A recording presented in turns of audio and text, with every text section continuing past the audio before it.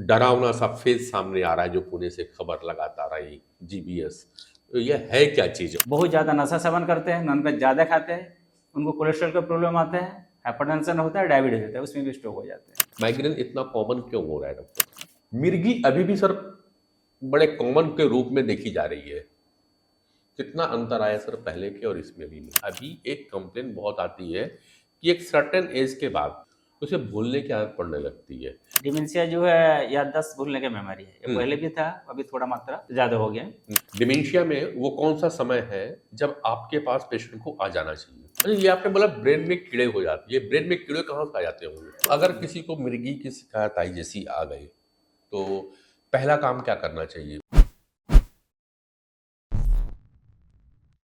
नमस्कार दोस्तों। पिछले दिनों मीडिया में कुछ खबरें आई जिसे देख करके मैं चिंतित हुआ और मैंने सोचा कि उस बारे में कुछ डॉक्टरों से बात किया जाए।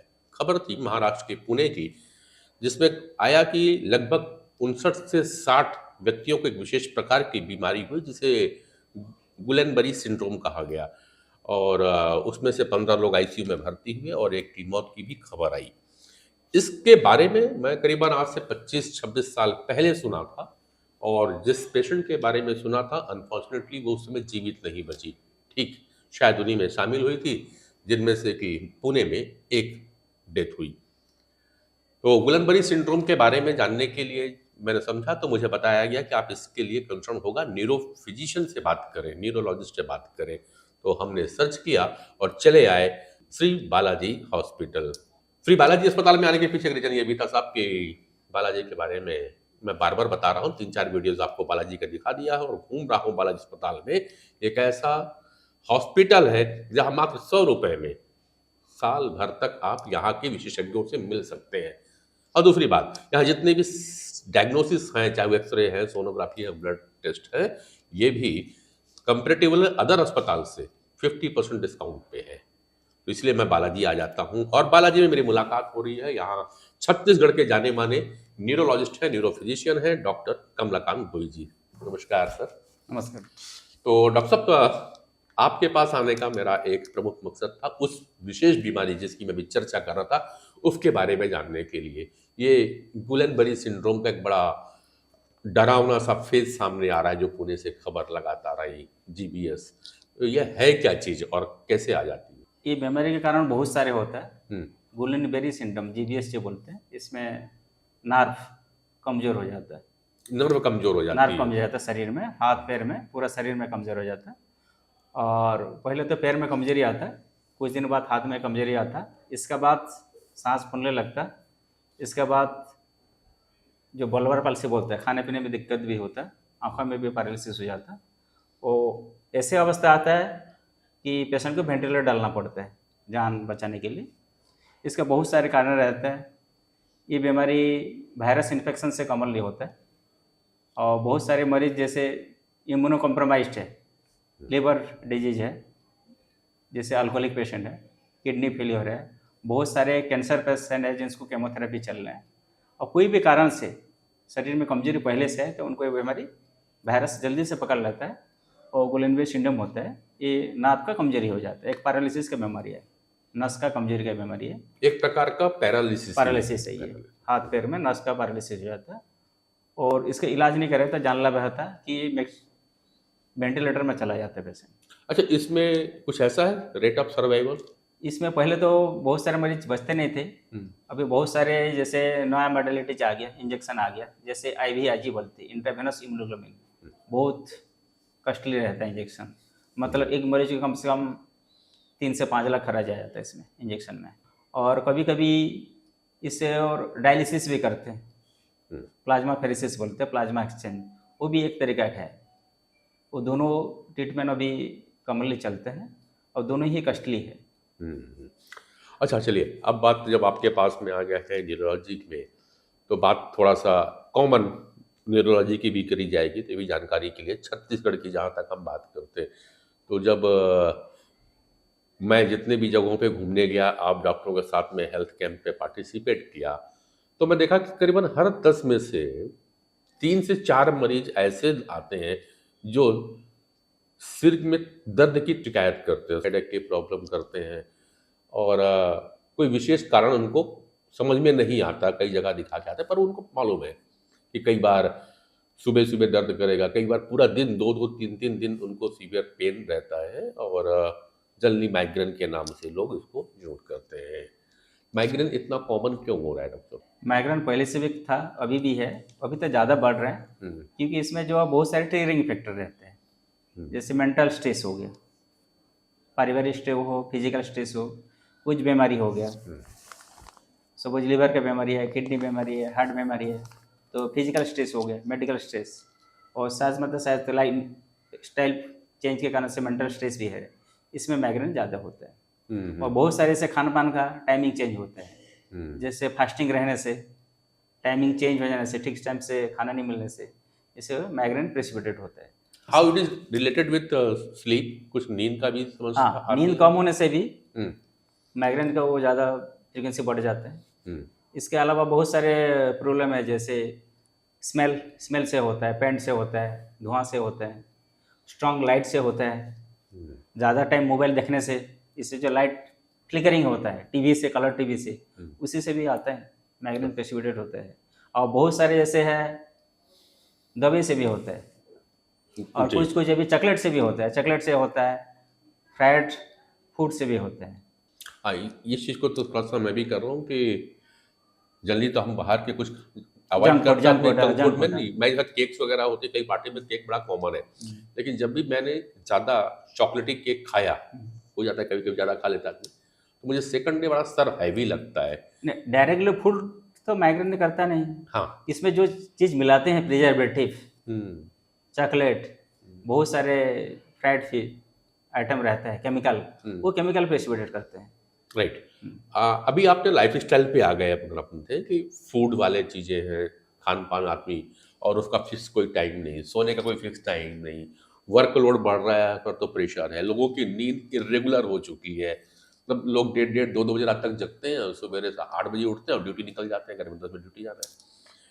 हाँ, इससे जो नर्वस सिस्टम है और आपका जो डिपार्टमेंट है स्पेशली न्यूरोलॉजी का, ये कितना अफेक्ट कर रहा है यूथ में?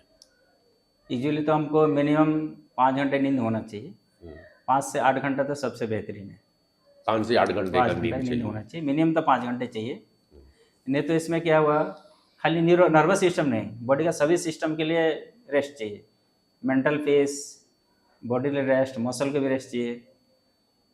इसके लिए ज़्यादातर बहुत सारी बीमारी आ रहे हैं, स्ट्रेस बढ़ते हैं, हार्मोन इम्बैलेंस होता है, कार्टिकोलेमिन बोलते हैं, न्यूरोट्रांसमीटर बढ़ जाता है, इसलिए हाइपरटेंशन भी होता है, डायबिटीज़ की भी मात्रा बढ़ जाते हैं।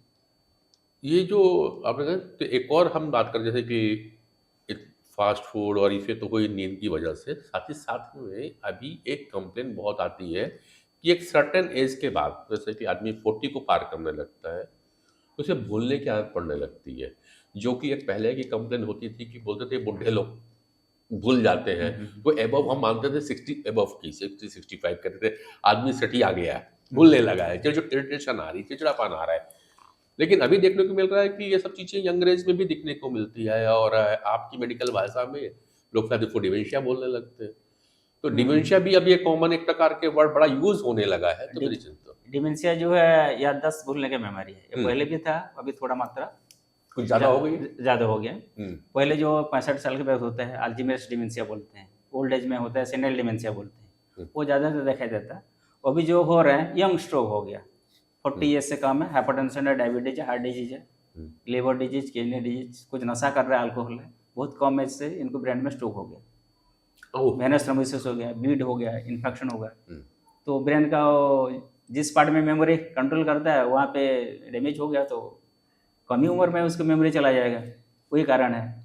और बहुत सारे जैसे स्मोकिंग हो गया, अल्कोहल हो गया, इसमें भी ब्रेन डैमेज होता है, इसलिए भी मेमोरी पहले से ही कम, 60 साल में नहीं जाकर भी, और इससे पहले उम्र में भी 40-45 में भी इसको शुरू हो रहा है, थोड़ा थोड़ा पहले स्टार्ट होता है, बाद में पूरा भूलना शुरू हो जाता है इसमें। मैं एक जगह कहीं पे पढ़ रहा था, कुछ ऐसी ही मेडिकल के थे कुछ पेपर, ये कहा कि छत्तीसगढ़ में जो स्ट्रोक है वो कुछ ज़्यादा हो रहा है। स्टैटिक में स्ट्रोक होने के कारण 2-3 कारण है।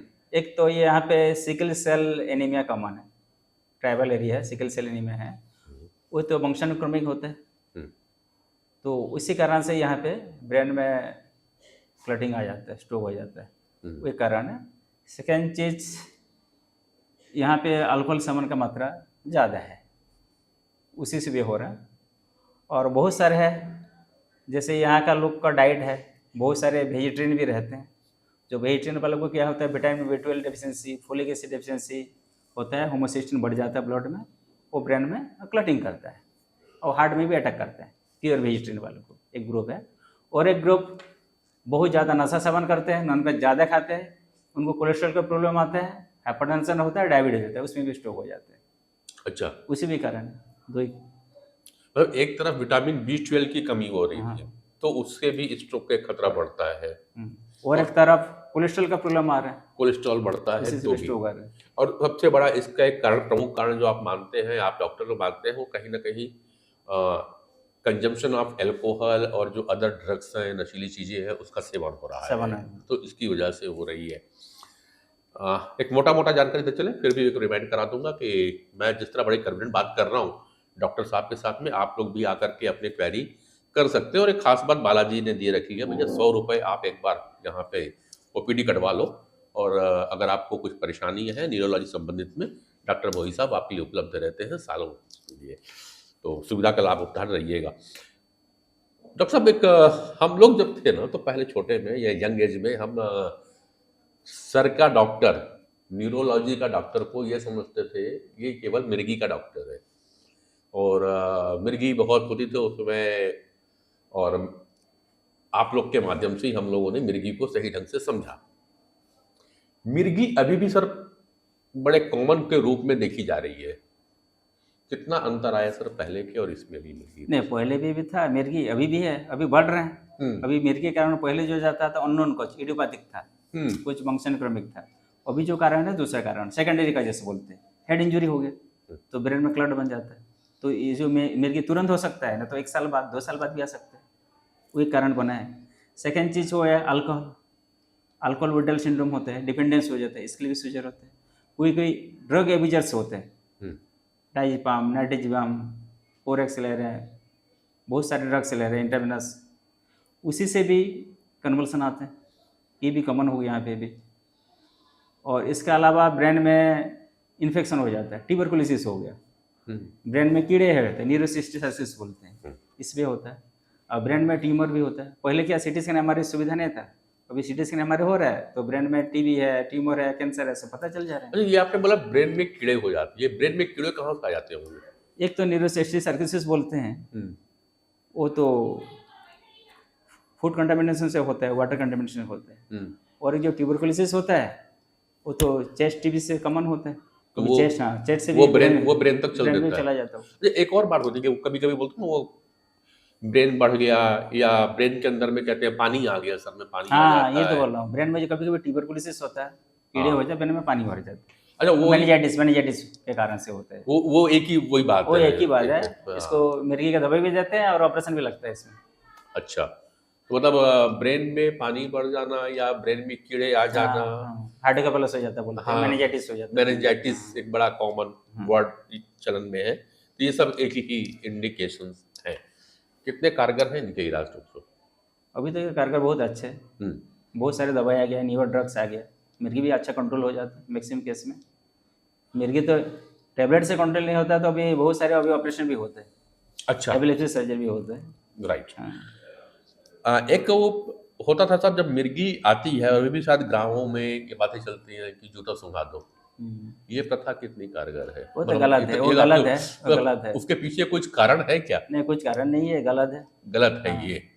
तो फिर भी लोग को बोलते हैं कि मिर्गी सूंघा, जूता सूंघा दिया या कुछ सूंघा देते हैं, मतलब थोड़ी देर में गाँव के लेवल में जाके अवेयरनेस करना पड़ेगा, थोड़ी देर में वो ठीक हो जाता है। नहीं, ऐसे मिर्गी आने के बाद कुछ टाइम बाद ऐसे फिट्स आने के बाद ठीक हो जाते हैं, ऑटोमेटिक ठीक हो जाता है, किसी ठीक हो जाता है, किसी में तो एडमिट करना पड़ता है, इंजेक्शन लगाना पड़ता है, राइट, नहीं तो स्टार्टर सेप्टिकस हो जाते हैं। चलो, अगर किसी को मिर्गी की शिकायत आई जैसी आ गई, तो पहला काम क्या करना चाहिए? पब्लिक प्लेस पे हो जाए या घर पे आ रही है, वो तो उनको तुरंत करवट करके रखना चाहिए, मुंह में कुछ चम्मच वगैरह नहीं घुसना चाहिए, अंगूठा नहीं घुसना चाहिए, कट जाएगा। दबा इसको, देते हैं। हाँ हाँ, इसमें जो फ्रदिंग आता है इसको साफ करना चाहिए कि गले में कुछ ऑक्सीजन जाए, वही मैंने देखना चाहिए। हम्म, और अभी बहुत सारे आ गया, नाजल स्प्रे आता है हम्म, झटका का, उसको देना चाहिए। वो तो घर वाले को हम दे देते हैं कि घर में रखे रहो, कभी झटके आएगा तो फिर भी कंटिन्यू होगा तुरंत, मतलब हॉस्पिटल को शिफ्ट करना जरूरी है। जो भी नियरेस्ट हाँ, हॉस्पिटल nearest हो hospital वहाँ पे ले करना। जाए। डॉक्टर साहब, अभी बहुत सारा ज़माना चेंज हुआ, मॉडर्न टेक्नोलॉजीज आई है, तो थोड़ा सा समझे कि आप लोग को कितना हेल्प मिल रहा है और आपके पेशेंट को कितना मिल रहा है जो नए नए मॉडर्न टेक्नोलॉजी आ रही है, क्या डेवलपमेंट हुए हैं न्यूरोलॉजी के डिपार्टमेंट में? इसमें बहुत सारे, पहले इंडिया में सिटी स्कैन है, इसके बाद MRI है, पेट स्कैन है, स्पेक्ट्रोस्कोपी है, बहुत सारे टेक्नोलॉजी आ गया अभी। हम्म, जैसे ब्रेन में अभी एंजियोग्राफी करते हैं, हम्म, DSA बोलते हैं, वहाँ पे ब्लीडिंग होता है, कॉइलिंग करते हैं, क्लिपिंग कराते हैं, बहुत सारे ऑपरेशन हो जाता है। जैसे हार्ट का एंजियोप्लास्टी होता है, ब्रेन में भी एंजियोप्लास्टी हो जाता है। ब्रेन का भी हाँ, एंजियोप्लास्टी होता है? एंजियोप्लास्टी हो जाता है, ये हॉस्पिटल में हो रहा है। वाह, हाँ, एंजियोग्राफी होता है, एंजियोप्लास्टी हो जाता है, वही सारे टेक्नोलॉजी। तो और बिल्कुल डायग्नोसिस हो जाता है, बीमारी हमको पकड़ में आ गया तो ट्रीटमेंट भी है। डायग्नोसिस बढ़िया हो गया। हाँ। अच्छा, एक और था, मैंने बीच में भी एक टॉपिक कवर किया था कि क्योंकि ज़माना जो अभी ये समय आ रहा है ये आर्टिफिशियल इंटेलिजेंस का आ गया है, तो आर्टिफिशियल इंटेलिजेंस का ब्रेन की इंटेलिजेंसी में कुछ उपयोग होगा? हाँ, वो तो पूरा टोटल, कोई भी इसमें टेक्नोलॉजी आती यूज कर सकते हैं। हाँ। मेडिकल साइंस में भी आर्टिफिशियल इंटेलिजेंस का यूज बेहतरीन होगा इसमें, मतलब डायग्नोसिस में होगा। सेकंड चीज़, इसमें कौन सा मॉडरेट ट्रीटमेंट दिया जाए इसको सुधार आएगा ज़्यादा, वो आर्टिफिशियल मात्रा में हमको एक्स्ट्रा जानकारी मिल सकता है। जागरूकता की अगर बात करूं, इतने समय से आप मेडिकल में बहुत सारा काम किया जा रहा है रायपुर के अंदर में, और छत्तीसगढ़ की गवर्नमेंट भी काफ़ी संजीदा है इन चीज़ों को लेकर के। मिर्गी आदि बीमारी को लेकर के छत्तीसगढ़ की पब्लिक कितना जागरूक हो पाई है आपकी इस प्रैक्टिस के इस पूरे साल में, अगर मैं आपकी अनुभव जानना चाहूँ तो?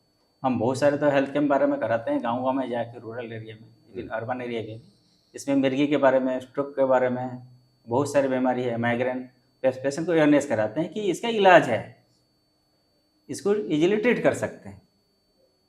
हम्म, तो पेशेंट इसमें आस्ते आस्ते जागरूक बढ़ रहा है अभी छत्तीसगढ़ में। अच्छा, जागरूकता।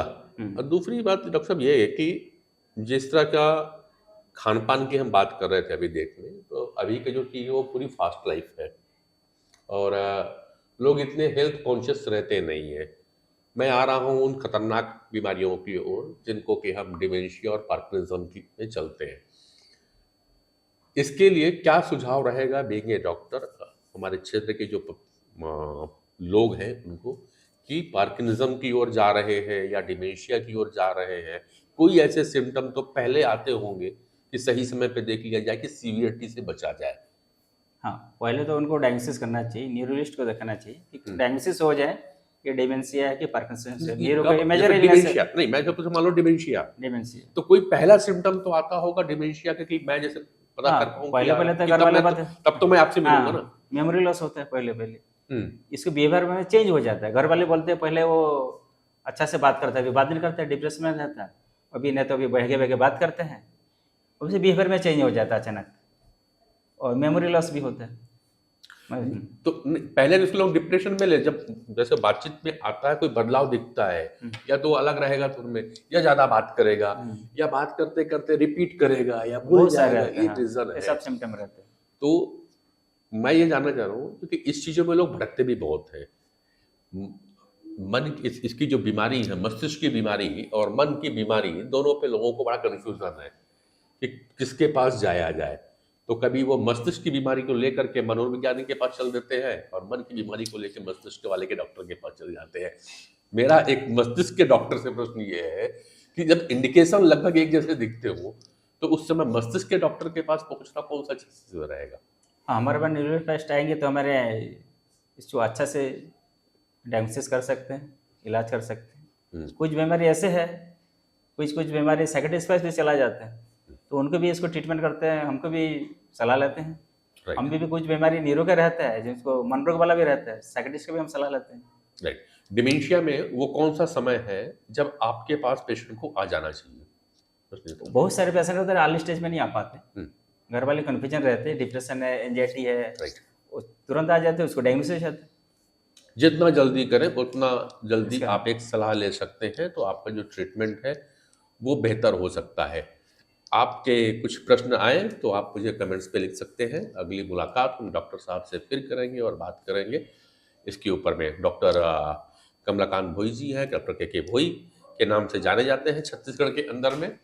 बड़े इजली, बड़े मधुर व्यक्तित्व हैं, समय पूरा देते हैं अपने मरीजों को बात करने के लिए। मरीज पहली प्राथमिकता है, इसलिए आप डॉक्टर भोई साहब से मिलिए। और फीस वगैरह की टेंशन भी आपको नहीं लेना है, क्योंकि मात्र 100 रुपये है बालाजी में और 365 दिन तक आप विभाग में मिल सकते हैं। तो डॉक्टर साहब आपने बहुत समय दिया हमें। हम आगे और मिलेंगे आपके साथ में, जैसे मेरे पास में प्रश्न आते हैं आपके साथ में फिर आते हैं। नमस्कार।